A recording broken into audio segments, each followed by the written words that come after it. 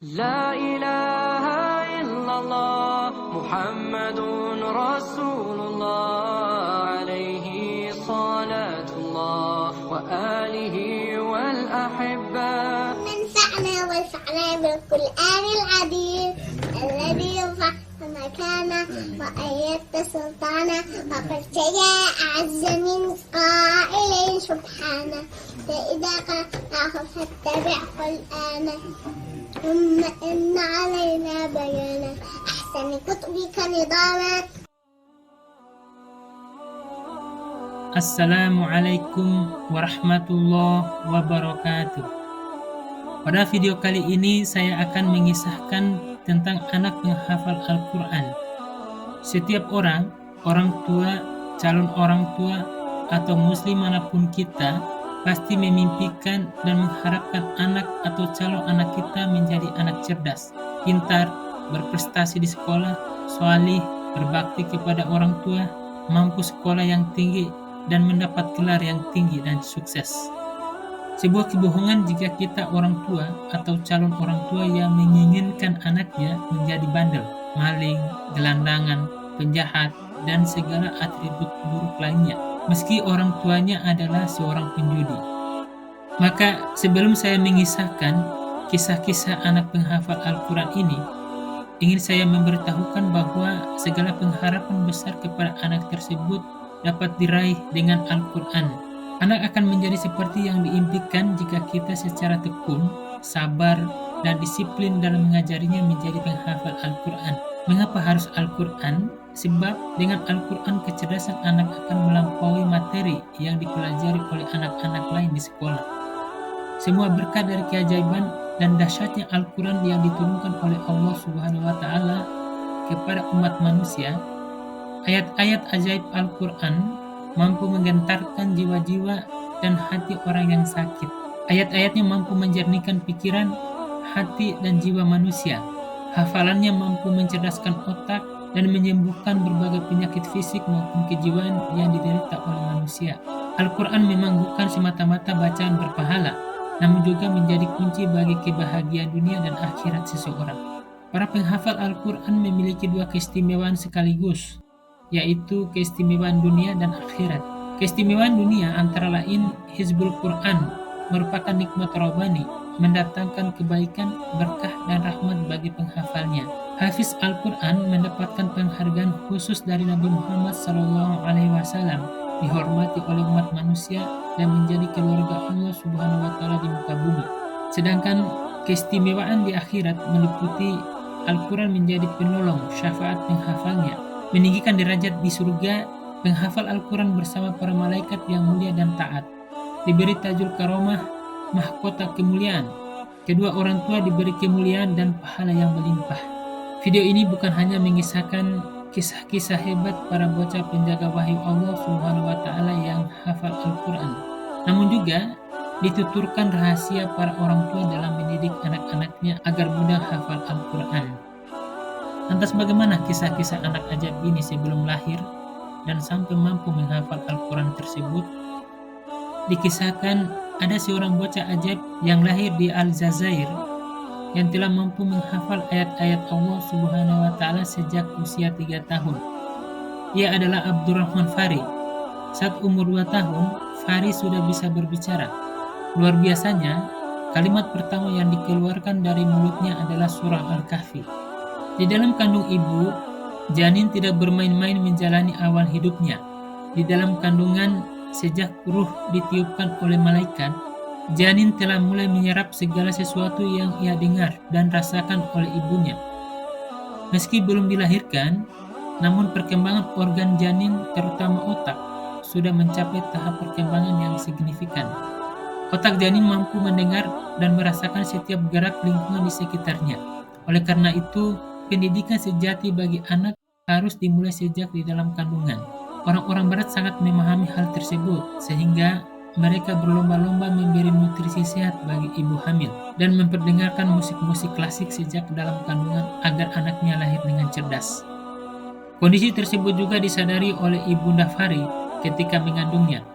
Namun, bukan musik-musik klasik yang didengarkannya, melainkan ayat-ayat suci Al-Quran. ibundanya sendiri yang mengisahkan dalam Abu Syaid tentang kisah bagaimana anak ajaib tersebut bisa menghafal Al-Quran. Ia menuturkan, sebenarnya sejak mulai mengandungnya, aku selalu membacakan Al-Quran. Setiap malam Jumat, aku selalu membacakan surah Al-Kahfi. Adapun setiap harinya, aku selalu membacakan surah Al-Falaq, An-Nas, dan Al-Mulk. Bahkan dalam sebuah harian Asyishuru yang terbit di Aljazair, disebutkan Ibunda Fahri sampai-sampai mengidam surah Al-Kahfi. Sang bunda mengidam surah tersebut dan ingin terus membacanya, sehingga surat tersebut dibacanya setiap hari. Sesudah membacanya, baru muncul perasaan nyaman yang luar biasa. Ketika sang anak mulai berbicara, yang pertama-tama diucapkan adalah surah Al-Kahfi. Bahkan surat ini dibacanya secara lancar mulai awal hingga akhir surat. Fenomena ini bukan suatu kebetulan atau keajaiban yang susah diterima akal, namun dapat dijelaskan secara ilmiah. Para ahli janin menerangkan bahwa janin mendapat pengaruh yang luar biasa dari sesuatu yang dilakukan oleh ibu saat mengandung. Jika sang ibu ketika itu sangat enjoy terhadap musik, begitulah anak yang kemudian akan lahir dari rahimnya. Jika sang ibu melantunkan ayat-ayat suci Al-Quran bahkan merasa tidak bisa lepas darinya, hal yang sama juga akan sampai pada kalbu si janin. Setelah Fahri lahir, setiap hari ibundanya selalu meruqyah dan membacakan kepadanya zikir pagi dan petang. Bahkan Fahri kecil tidak bisa tidur kecuali telah dibacakan zikir-zikir itu. Setelah dibacakan oleh sang ibu, baru Fahri merasa nyaman, kemudian tidur lelap. Ibunda Fahri juga menceritakan mengenai proses bocah ajaib ini menghafal Al-Quran. Sang ibu menceritakan bahwa awalnya si anak mulai menghafal Al-Quran melalui channel Al-Ahfashi. Lewat saluran ini, ia banyak mendengarkan lantunan bacaan Al-Quran. Adapun sang ayah, Muhammad Fahri, berusaha menjadikan buah hatinya selalu mendapatkan pengaruh dari mendengarkan lantunan Al-Quran sebelum ia mengenal dunia luar. Menurut Abu Syaid, ada yang aneh dari seorang Fahri ketika melantunkan bacaan Al-Quran. Ia tidak pernah ketinggalan mengucapkan sholawat kepada baginda Nabi Muhammad SAW. Setiap kali nama beliau disebut, ia juga tidak lepas dari bacaan Mu'awwizatain, serta tidak bisa tidur sebelum membaca zikir. Proses belajarnya juga unik. Anak ajaib ini biasa menghafal Al-Quran dengan cara mendengarkan bacaan sesekali dari ibunya sendiri. Selain itu, ia juga belajar melalui tayangan lantunan Al-Quran di saluran televisi Al-Ahfashi yang ditilawah oleh Syekh Mishari Rashid Al-Ahfashi. Bahkan ketika berada dalam mobil bersama keluarga, ia masih meminta dibacakan ayat-ayat suci Al-Quran. Selain proses pembelajaran tersebut, sang ibu juga terbiasa meruqyahnya dengan ayat-ayat Al-Quran ketika berusia 6 bulan. Ruqyah itu dimaksudkan untuk melindungi sang anak dari pengaruh mata jahat atau al-ain dan dari segala hal buruk yang tidak diinginkan. Setelah membaca ayat-ayat Al-Quran, sang bunda mengusapkan tangannya pada tubuh buah hatinya tersebut. Di tengah pertumbuhannya sebagai seorang anak yang normal, ada kisah unik saat Fahri berusia 2 tahun. Bocah ajaib ini bisa menirukan tilawah Al-Quran yang didengarkan dari channel Al-Ahfashi sebelum ia bisa berbicara secara normal saat berusia 2 tahun. Ia belum mengenal pengucapan kalimat secara sempurna dan belum bisa mengucapkan serta meminta sesuatu yang menjadi keinginannya dan keperluan seperti yang terjadi pada anak-anak seusianya. Tetapi Fahri telah mengerti betul nama-nama surah dari ayat yang dihafalkannya. Selain itu, anak ajaib ini juga mengenal hadis. Padahal, menurut kisah ibunya, Fahri belum mengenal baca tulis. Hanya saja, ia memang berhasil menghafal sekian banyak surah Al-Quran dengan cara terus-menerus mendengarkan siaran tilawah Al-Quran. Ditambah, ia juga menghafal Al-Quran dengan cara mendengarkan hafalan dari bunda tercinta.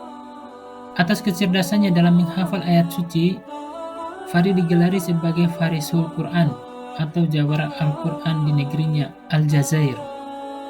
Ia juga berhak mengenakan baju emas, simbol kebesaran yang dipakaikan langsung oleh Muqri Masjidil Aqsa, Syekh Muhammad Rashid Sharif, yang tersebut merupakan sebuah kebanggaan besar bagi kedua orang tuanya. Surat pertama yang dihafalkan oleh Fahri ternyata sebuah surah yang biasa didengarkan dan diidam-idamkan sejak masih di dalam kandungan. Surah tersebut tidak lain adalah surah Al-Kahfi, surah Al-Falaq, An-Nas, serta surah Al-Mulk. Ayat-ayat terakhir dari surat Al-Baqarah dan ayat kursi juga dengan cepat dihafalkannya. Semua ayat tersebut bisa dengan mudah dihafalkan oleh Fahri karena sering ia dengar ketika masih di dalam kandungan maupun sudah lahir melalui suara ibunya dan channel televisi. Selain itu, lafal tersebut juga sering dibaca sebagai wirid pagi dan petang, bahkan saat membaca atau mendengarkan Al-Quran tersebut. Selain itu, Fahri juga menghafal secara lengkap 2 khatam Al-Quran tanpa kurang sedikit pun. Itulah yang ia tunjukkan saat diundang dalam sebuah majelis di hadapan para tamu agung. Juga sebagaimana ia tampilkan dalam wawancara dengan harian Asy-Syuruk. Meskipun terbilang masih bocah, Fahri ternyata sudah mengerti tata krama atau adab di dalam membaca Al-Quran. Misalnya, mulai dari membaca Isti'adzah dan basmalah hingga memperhatikan masalah hukum ma'ad dan sebagainya. Bahkan ketika ia menyebutkan hadis Nabi, ia tak ketinggalan juga menyebutkan para rawinya dan mengucapkan sholawat kepada baginda Nabi Muhammad SAW setiap kali nama beliau tersebut. Sesuatu yang dilakukan oleh Fahri semata-mata karena keberkahan dari membaca Al-Quran yang dilakukan oleh kedua orang tuanya. Hafalan dan adab tersebut ia pelajari dari hal-hal yang ia dengar dan saksikan di rumah, baik melalui amalan-amalan ibadah yang dilakukan oleh orang tuanya maupun tayangan televisi Qurani setiap hari. Muhammad Fahri ikut bangga dengan sesuatu yang dicapai oleh anaknya tersebut. Menyaksikan keajaiban anaknya, sang ayah pun bertekad mengantarkan anaknya untuk menjadi seorang hafiz dan qori yang andal. Ia akan terus memperhatikan kelebihan dan talenta yang dimiliki oleh anaknya tersebut dengan sangat maksimal, hingga ia kelak benar-benar menjadi seorang hafiz Al-Quran dan muqri atau guru qiraah. Keinginan Muhammad Fahri terhadapnya tidak main-main. Untuk mewujudkan keinginan tersebut, sang ayah kemudian membuat program khusus kepada buah hatinya tersebut. Program yang diterapkan intinya membantu sang anak agar bisa menghafal secara sempurna serta menguasai berbagai qiraah. Untuk itu, ayahnya menyediakan berbagai sarana audio maupun visual kepada Fahri kecil. Program ini dia rancang sampai kira-kira Fahri berusia 5 tahun. Sebab setelah usia tersebut, sang anak hendak dimasukkan ke madrasah khusus Al-Quran. Tujuannya agar caranya membaca Al-Quran dapat diluruskan oleh para guru Al-Quran yang memang ahli di bidangnya. Demikianlah kisah Abdul Rahman Fahri. Semoga kita mengambil hikmah dari kisah beliau. Mudah-mudahan semua ini bermanfaat. Assalamualaikum warahmatullahi